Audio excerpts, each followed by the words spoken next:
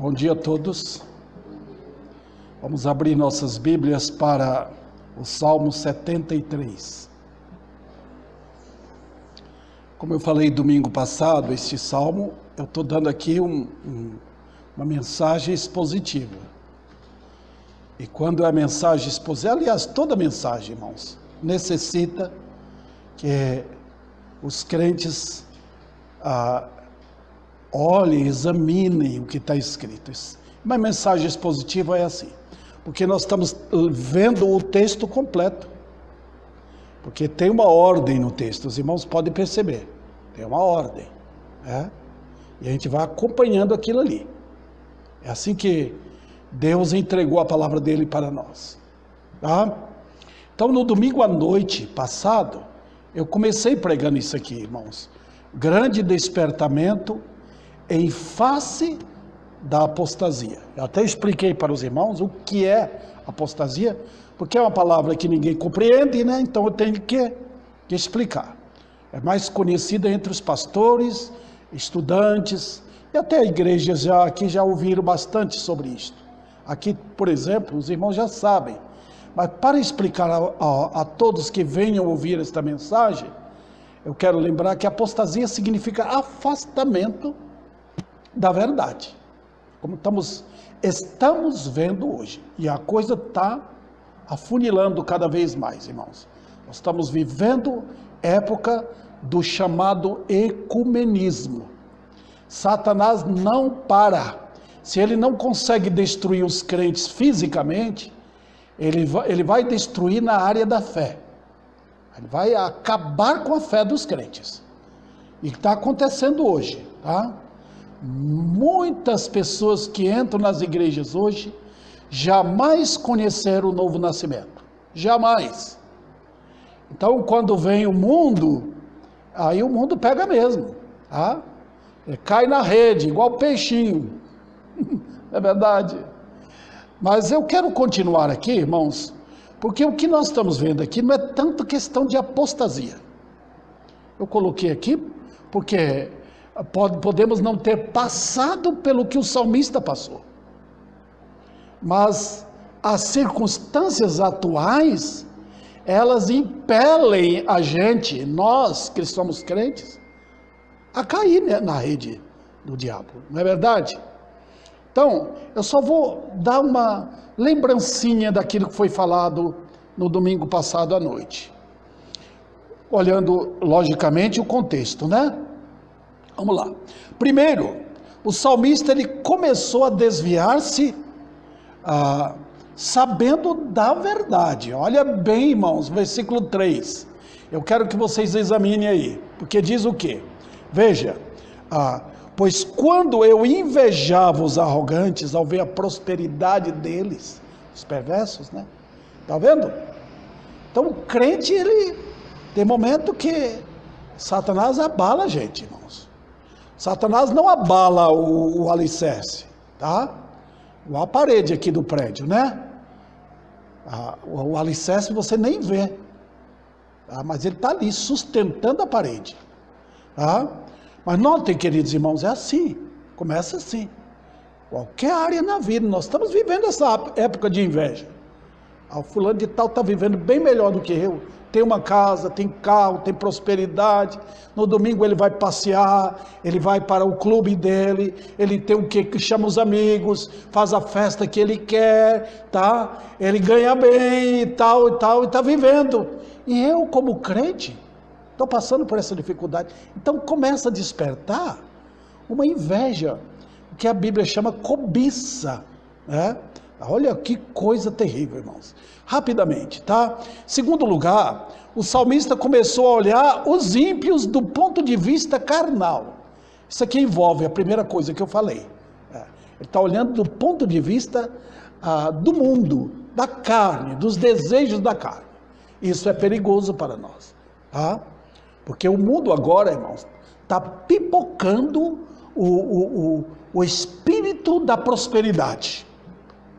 Então os irmãos devem cuidar, porque eu falei domingo passado e repito sempre aqui, o mundo entrou na casa da gente, ele entrou, ele faz parte agora. Você liga a TV, liga a internet, está tudo que não presta. Tem coisas boas, claro. As coisas boas a gente pega, né? Mas tem tudo que não presta, todo convite a uma vida que o mundo quer ter. Em terceiro lugar, ele começou a duvidar da sua fé, tá? E é perigoso isso, irmãos. Eu vi aqui no versículo 13, com efeito, inutilmente conservei puro o coração e lavei as mãos na inocência. Tá? Lembra bem? A luta do crente é ter um coração puro e mãos limpas, conforme diz o Salmo 15, né? Coração puro, mãos limpas. Mas para que isso? Tem que chegar a duvidar. Foi igual Paulo, quando ele falou para a igreja de Corinto. Se Cristo não ressuscitou, por que eu tenho que viver assim? Eu vou viver como o mundo vive. Eu vou comer e beber porque amanhã eu vou morrer. Está vendo? Então ele começou a duvidar da sua santificação, de uma vida pura diante de Deus. E para quê? Para que eu vou para a igreja? Para que ler a Bíblia? Para que reunir com os crentes para orar? Por que uma vida separada do mundo? Outro detalhe, em quarto lugar, ele chegou ao ponto de agir somente pelas emoções e tornar-se um revoltado. Tá? E queridos irmãos, cuidemos com o poder da emoção hoje. A emoção hoje tomou conta do povo. O povo não para pensar, eles aceitam assim. Tá? Eles não usam a razão. Tá? Então, é por isso que o culto bíblico não é muito achegado às pessoas. Não é muito atrativo para as pessoas, tá? Então, cuidado para não agir com emoção, mas na razão bíblica. Em quinto lugar aqui, eu falei sobre a força da graça, levou a entrar no lugar certo. Graças a Deus, irmãos. Tem pessoas que entram na igreja, dá uma que são crentes mesmo, gostam de determinados assuntos, gostam de ouvir da eleição, gostam de ouvir da segurança do crente, gostam de ouvir da volta de Cristo. Esses assuntos, eles enchem a mente deles, mas nunca foram crentes. Sabe por quê? Porque quando vem a tentação, quando vem a prova, é que a pessoa mostra se é crente ou não. É aí que está. Aí, irmãos, então nós temos que realmente cuidar. Ok? Então, irmãos, graças a Deus aqui que o salmista falou, até que eu entrei no santuário de Deus. Os irmãos podem perceber aí que foi isso que aconteceu. Até que entrei, versículo 17, no santuário de Deus e atinei com o fim dele. Então, eu estou aqui recordando coisas que eu sempre falo para a igreja e vou repetir sempre. Quando nós desviamos o olhar da Bíblia, do Deus da Bíblia, o mundo mostra sua ilusão. E nós ficaremos impressionadíssimos com o mundo. Tá? Quando eu volto para a Bíblia, então eu vejo o fim do mundo, o fim dos homens. Tá? Então é muito bom, irmãos, inteirarmos-nos com a palavra de Deus. Tá? Porque senão tudo é fantasia. E quando você vem ao culto, você não vai gostar do culto. Porque você gosta das fantasias lá fora. Então, o crente deve lutar para pisar os pés no chão, firmes, tá? Porque o mundo está fazendo o pessoal hoje sonhar. E a minha luta aqui, irmãos, e ao pregar a palavra, tira os pés do sonho, tá?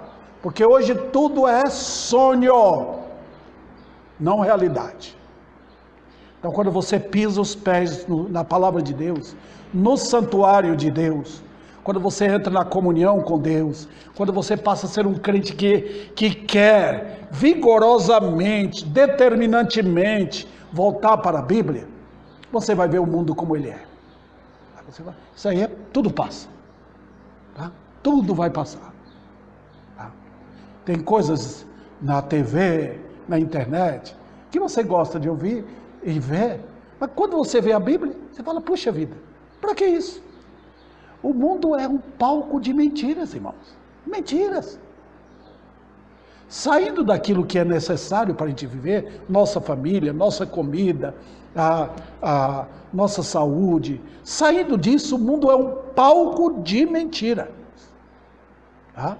E até nessas coisas normais da vida, o mundo lança seus dardos de mentira. Eu procurei, os irmãos perceberam, que cantamos hinos hoje, que desafiam a nossa fé. Tá? Para a gente confiar plenamente em nosso Deus. Tudo aqui passa, irmão. Tudo vai passar. Então eu vou agora, irmãos, rapidamente lembrar o primeiro ponto.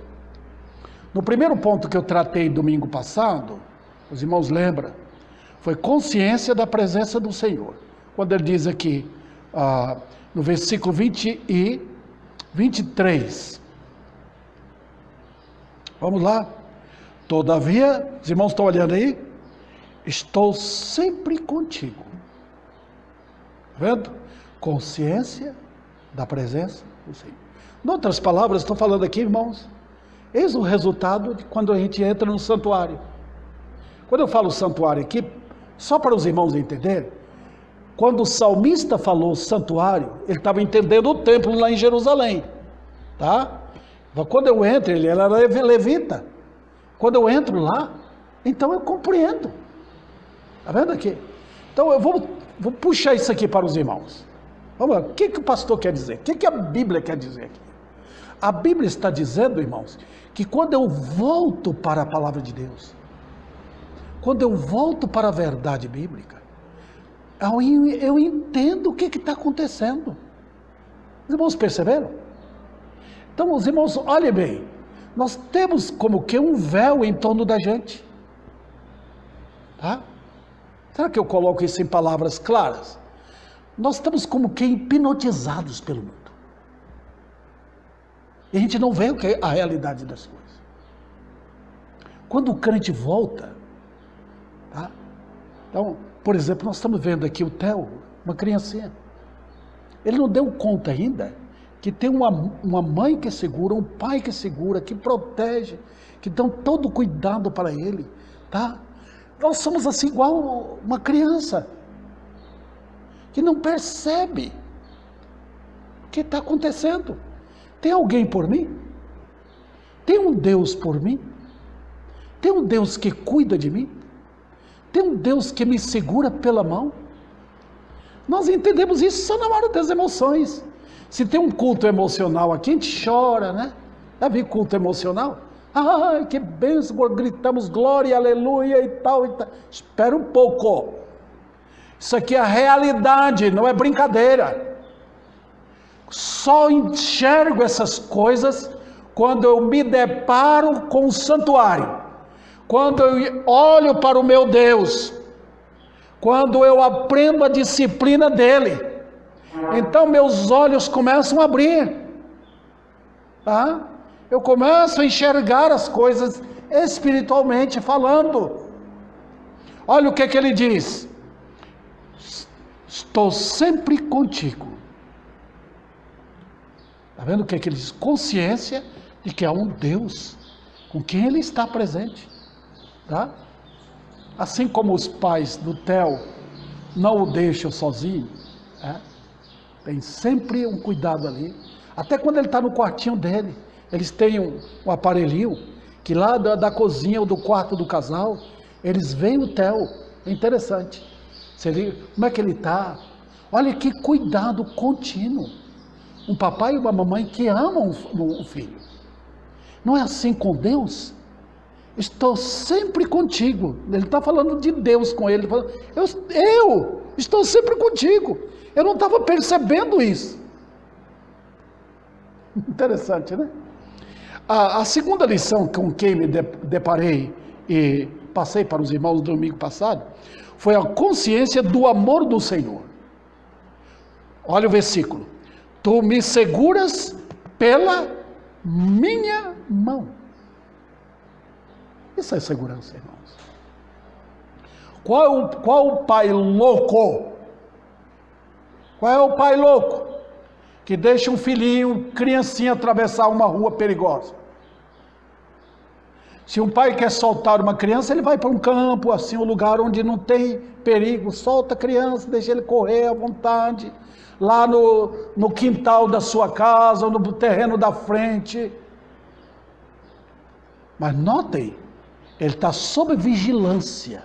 A ideia aqui é que Deus está protegendo. Está ali. Eu tratei disso domingo passado. Como Deus cuida de cada crente. Irmãos, a gente fala de família grande hoje. Meus pais tiveram 15 filhos. Diminuiu bastante agora, depois que alguns morreram, né? Mas sabe quantos filhos Deus tem no mundo? Milhões de filhos. Quando Cristo chegou lá no céu, ele apresentou a si mesmo. Eis-me aqui. Mas ele falou, não estou mais sozinho. Ele entrou como unigênito e voltou como primogênito. Os irmãos entendem isso? Ele disse, eis-me aqui e os filhos que tu me deste. Impressionante. E sabe quantos são? Milhões. E sabe quantos Deus cuida? Todos. Nenhum se perde. Eu consegui um amigo, irmão em Cristo, na Índia, pelo Facebook. Ele sempre está conversando comigo. Eu acho que ele usa o tradutor instantâneo, ele fala inglês, né? Ele usa o tradutor instantâneo. Fala, eu quero que o senhor venha aqui na Índia pregar para nós. Eu não sei quando será isso, né? Mas, olha, irmãos em Cristo lá, e eles têm uma igreja, tem um pastor que prega lá. Queridos irmãos, Deus está cuidando de cada um desses irmãos? Está. Segurando pela mão. Que coisa. Que proteção. Quem sabe mais dos perigos do mundo do que Deus? Nós não sabemos, irmãos. Nós nem calculamos o quanto o mundo é perigoso. Tá? O mundo é do diabo. Do diabo, não é de Deus. Quando Deus diz separai-vos, é para separar. Não entre lá. Eu vejo quantos crentes têm o prazer de estar num cinema assistindo filmes com os incrédulos juntos. Quando Deus fala que a qualquer momento Ele vai derramar a ira dEle sobre aqueles que estão ali. Como é que podemos, irmãos? O mundo é assim. A Bíblia diz, separai-vos, separai-vos. Por quê? Deus falou, o reino é deles, do diabo, não é meu. Eu tenho outro reino. E é desse reino, do Filho de amor, que vocês participam. Está vendo? Queridos irmãos, não é brincadeira. Em terceiro lugar, eu tratei domingo passado, da consciência da liderança fiel do Senhor. Ainda no versículo 23, ele diz, no versículo 24, tu me guias, isso é liderança, irmãos, com o teu conselho, e depois me recebes na glória. Vamos agora, devagarzinho, para chegarmos onde queremos chegar. Consciência de liderança. Olha, queridos irmãos, primeiro nós temos aqui um Deus que tem um plano na vida de cada crente.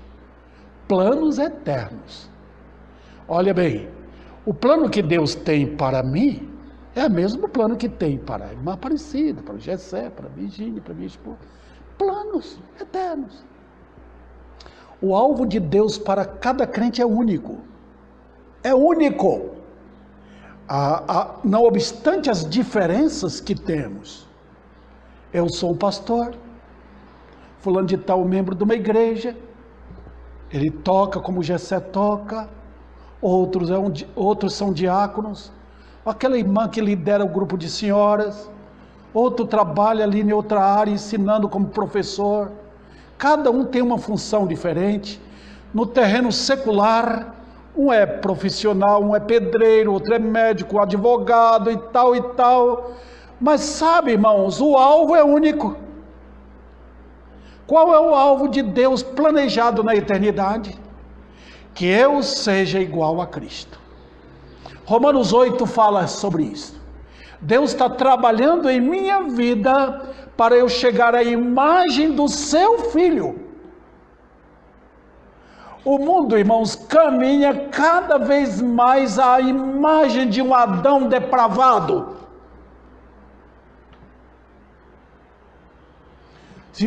Se Deus soltar os incrédulos, eles mostram, cada um deles, a que profundo poço o homem pode chegar no seu pecado. Porque é o resultado de Adão, da queda. Mas nós estamos ligados a outro Adão, o segundo Adão. O primeiro Adão caiu, o segundo não.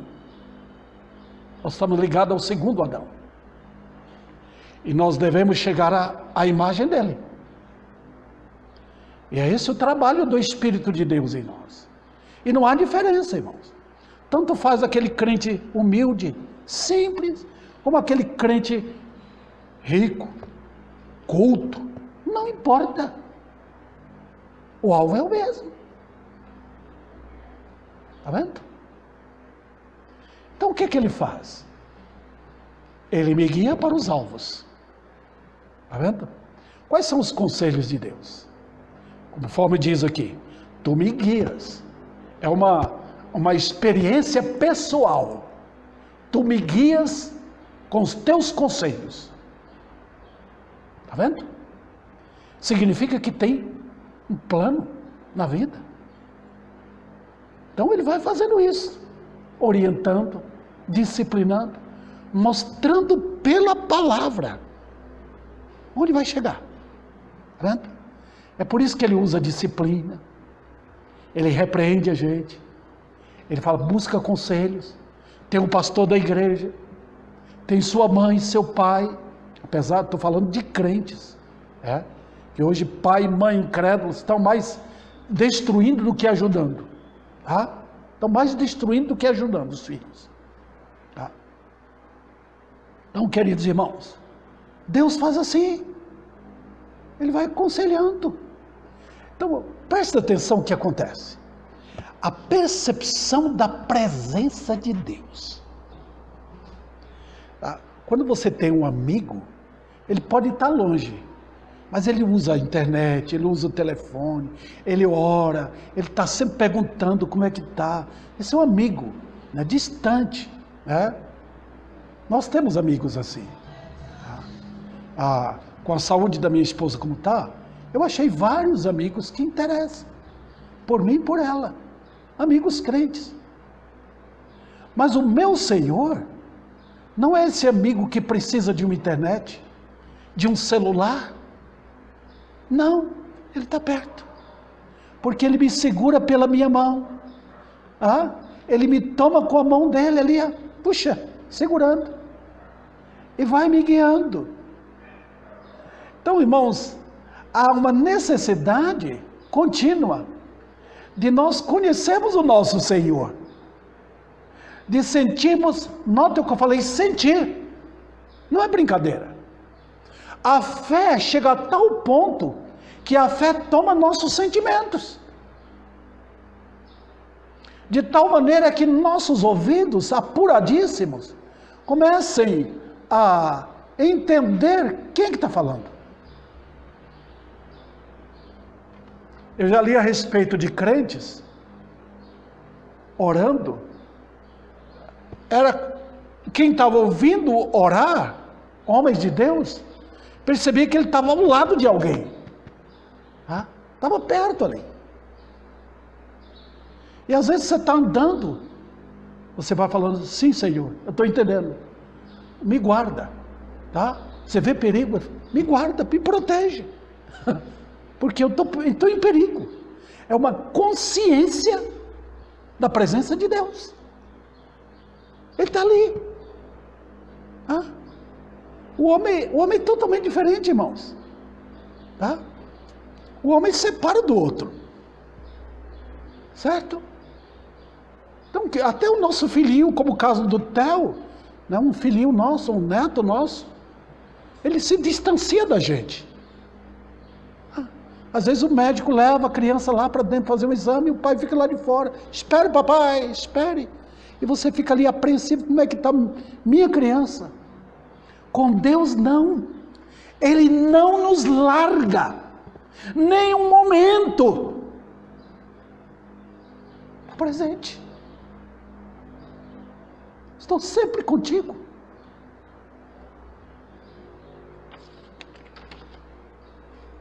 Agora eu vou passar para os 3 pontos finais, os pontos finais. Consciência, o próximo que é o 4.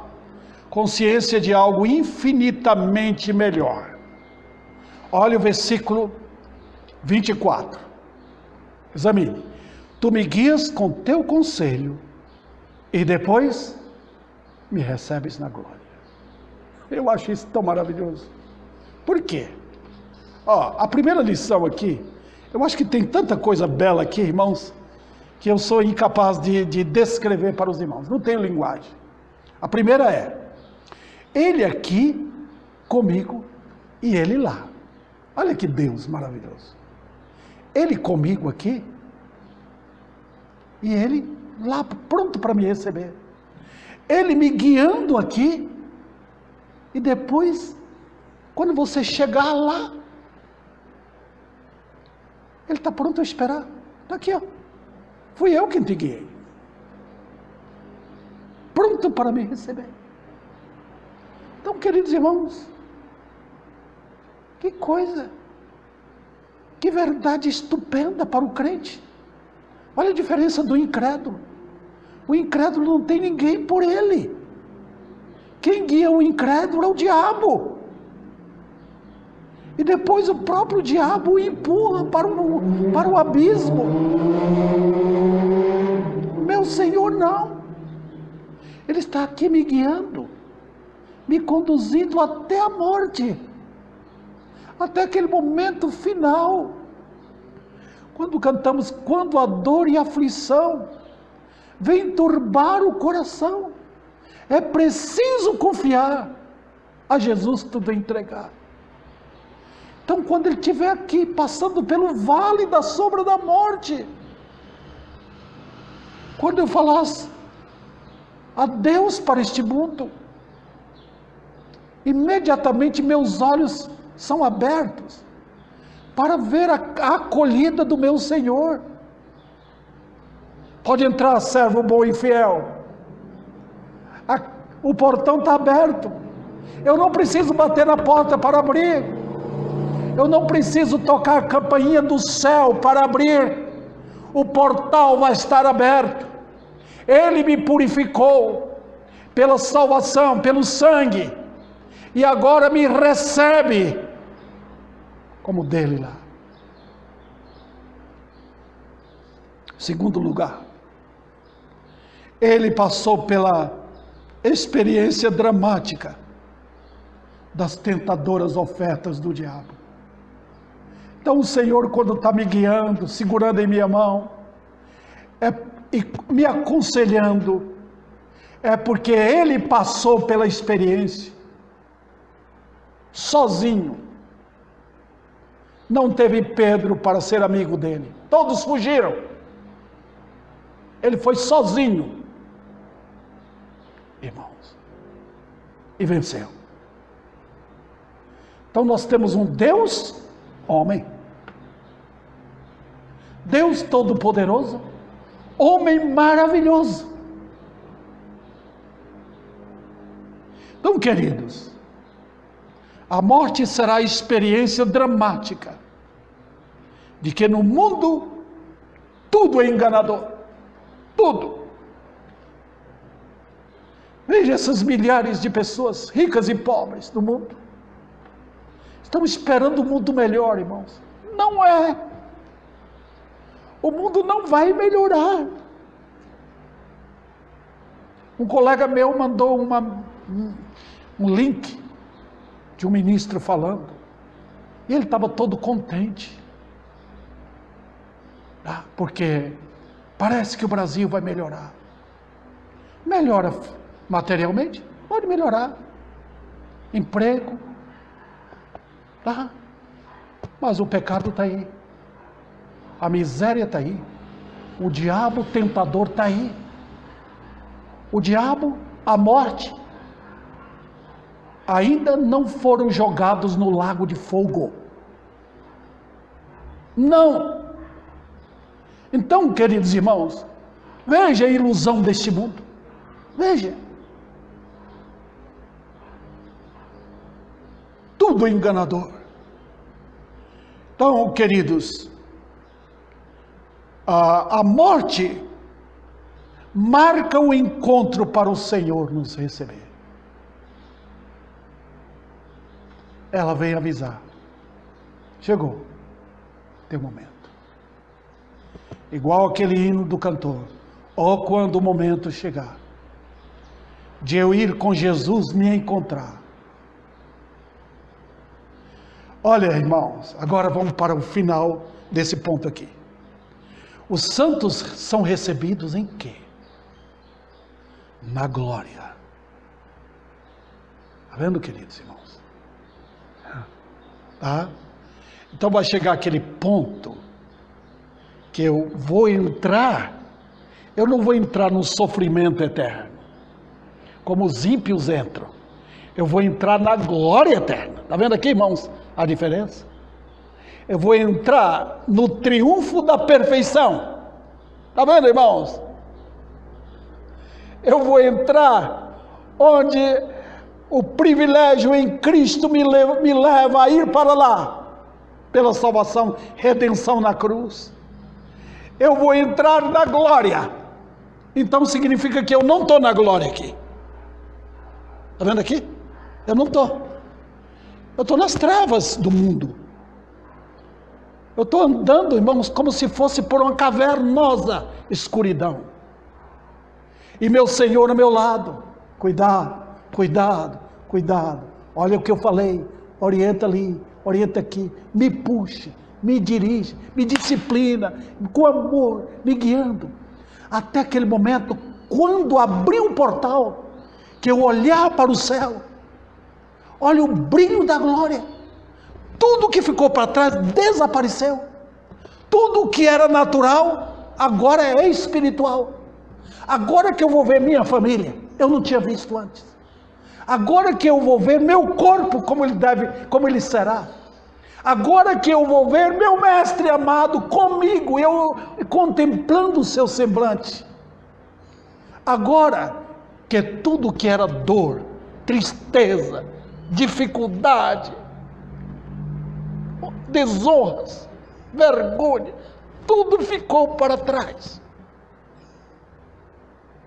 Tu me recebes na glória.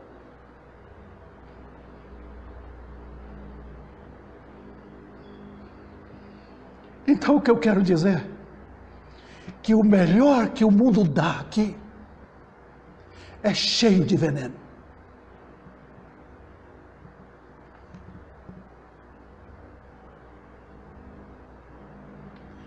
Vamos para o penúltimo ponto. E temos aqui a manifestação de fé e consagração. Olha, irmãos, o que ele diz aqui no versículo 25. Quem mais tenho eu no céu? Não há outro em que eu me compraza na terra. Então veja bem aqui, olha que conclusão inigualável. Céu e terra. Ele pega os dois lugares, né? Eu estou aqui na terra, logo entrarei no céu. Mas enquanto eu estou aqui, eu tenho que fazer uma diferença. Eu quero saber, veja o que ele diz. Quem mais eu tenho no céu?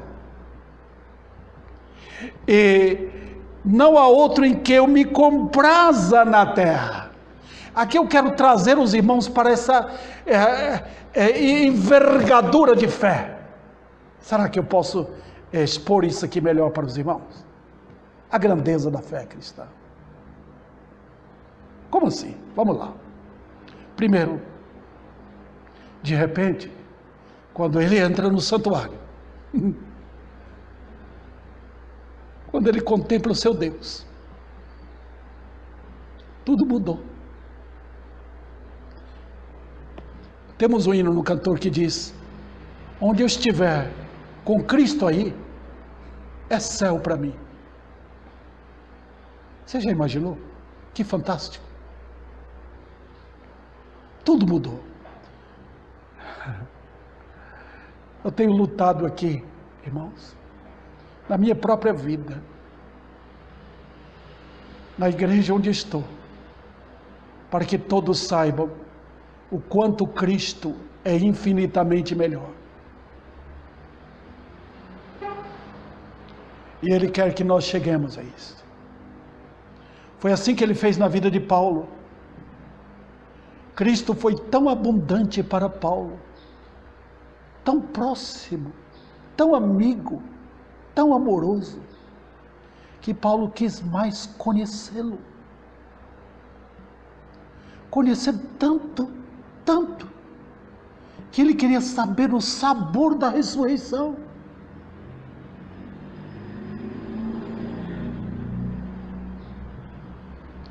O que aconteceu aqui com o salmista? Depois que ele voltou para o santuário, sumiu o que da vida dele? O mundanismo,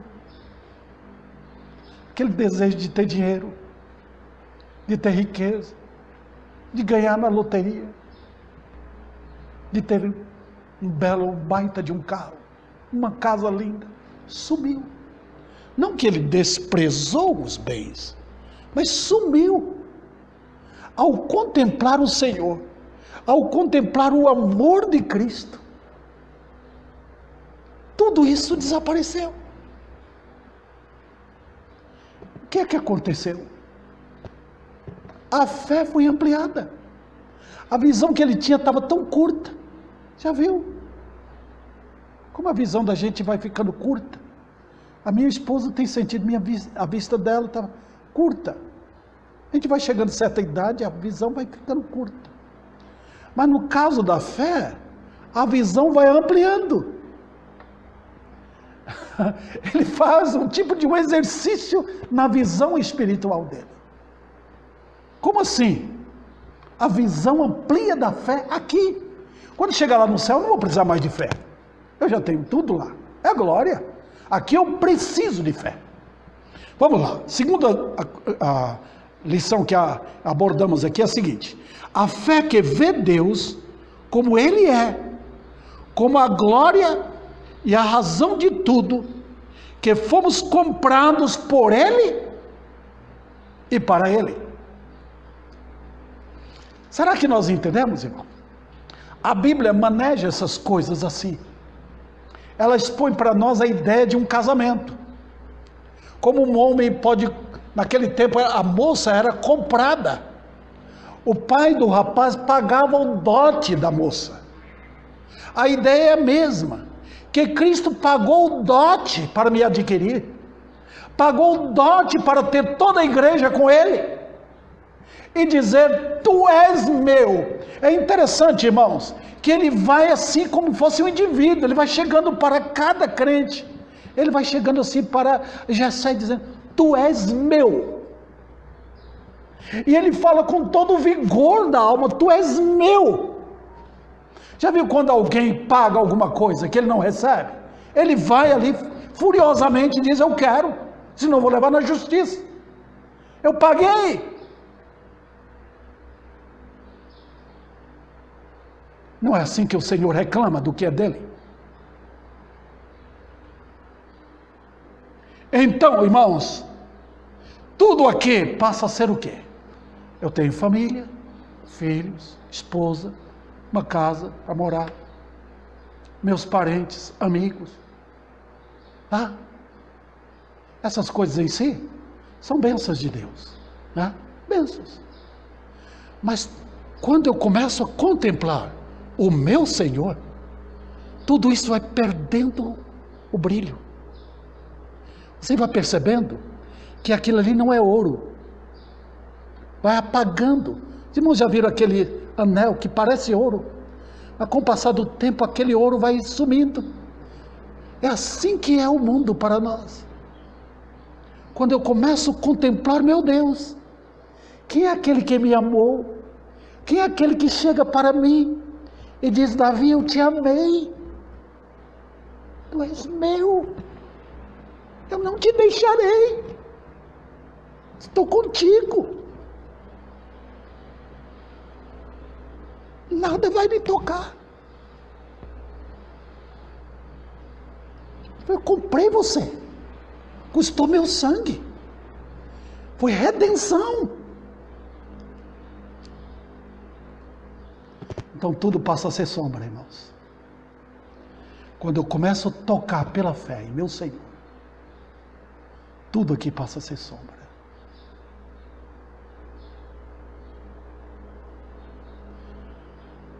A terceira lição. Isso, a fé que contempla o céu como a glória de Deus, que lá é minha casa. Eu estou indo para lá. Eu não vou ficar aqui mais. E a terra?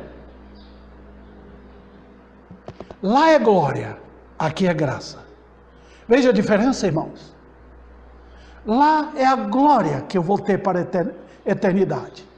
Aqui é a graça que me acompanha, me concedendo força, poder, saúde, vigor, me ensinando, me orientando, me sustentando, me fortalecendo, me fazendo passar por provações e eu vencendo as provações.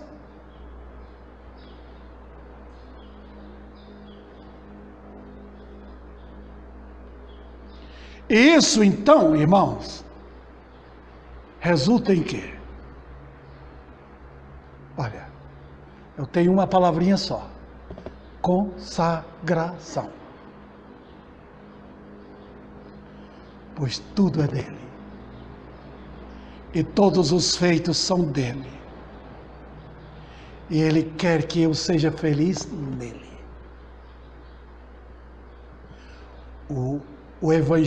O sistema evangélico de hoje promove uma felicidade carnal. O evangelho promove felicidade em Cristo, nele, dele e para ele. Quanto mais eu me deleito nele, tudo que é meu, tudo que eu tenho, brilha lá dentro a felicidade dele. Dentro da minha casa, na minha vida, na minha mente, tudo que eu tenho, brilha a graça gloriosa de Cristo ali. De tal maneira que quando eu disser adeus para essas coisas todas, é porque eu vou para a formatura gloriosa que terei lá.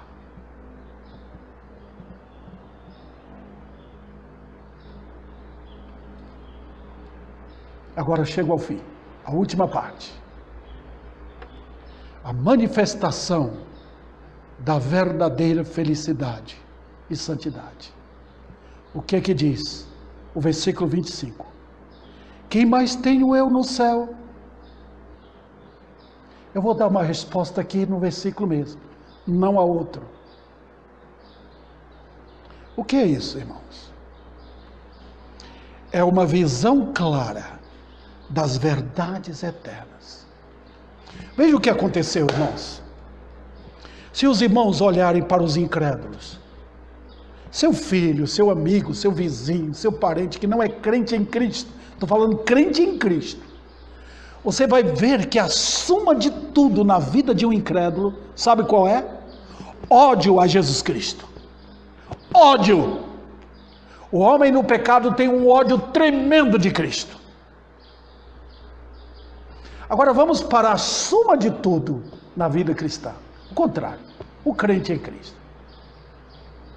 Quando ele chega a este ponto de paulatinamente, gradativamente, ele vai conhecendo o Senhor. abre-se a boca dele numa confissão. Depois que ele examina tudo, minha casa, minha saúde, minha família, minha vida, meus bens, meus amigos, tudo que eu desejaria ter na terra. Aí ele chega e diz: não há outro que eu queira ter. É Jesus. Ele é infinitamente melhor. Ele me amou. O Pai, quando me escolheu, me entregou para Ele. É teu. Ele veio do céu por mim. Ele se entregou na cruz por mim, para que eu fosse dele para sempre.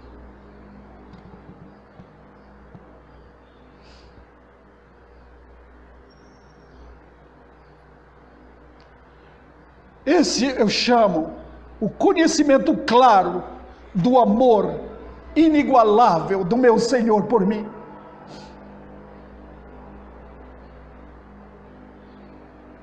Eu não sei por que Ele me amou. Um tremendo pecador como eu. Mas Ele me amou. E Ele me quer. Me quer tanto que Ele faz o que Ele faz. A ponto de me segurar na mão. A ponto de me guiar na vida. Que era eu. Sozinho. Ovelha errante, sem pastor. Agora eu tenho um pastor.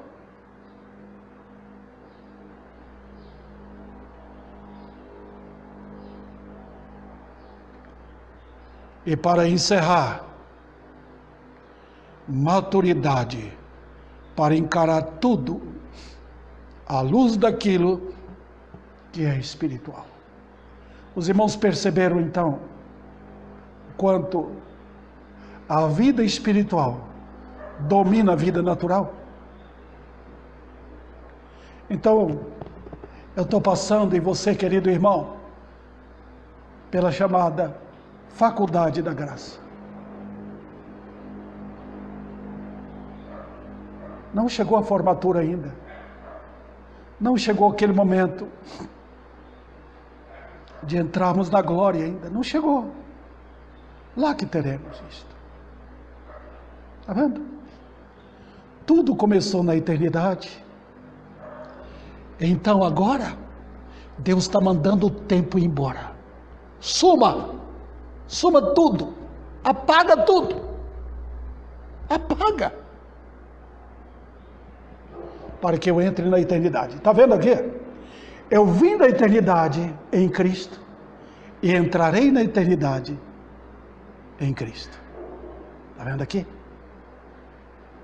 Começou em glória e continuará para sempre em glória. E agora? E os pecadores? Agora imaginem, queridos, o horror que espera o homem no pecado. Ele não tem ninguém por ele. Ele vive enganado dia após dia pelo terrível pai da mentira, para empurrá-lo para um sofrimento que não tem comparação. Filhos da ira, debaixo da ira de Deus, porque não tem Jesus, não estão nele. Então eu quero agora aproveitar e convidar pecadores. Talvez tenha alguém que esteja me ouvindo, um pecador arrependido. Tem alguém, tem um homem, uma mulher, um jovem, uma moça, um rapaz, que esteja querendo a salvação em Cristo. É Jesus que está chamando você. Quando Ele chama, Ele dá fome pela verdade. Quando Ele chama o pecador arrependido, é porque Ele se coloca para salvar o pecador. Ele não fica distante, Ele está perto. Ele diz: vinde a mim. Fantástica obra de salvação. Neste momento, a graça convida homens e mulheres a chegarem à mesa farta, cheia das maravilhas de uma tão grande salvação. Que o Senhor aplique a sua palavra em cada coração.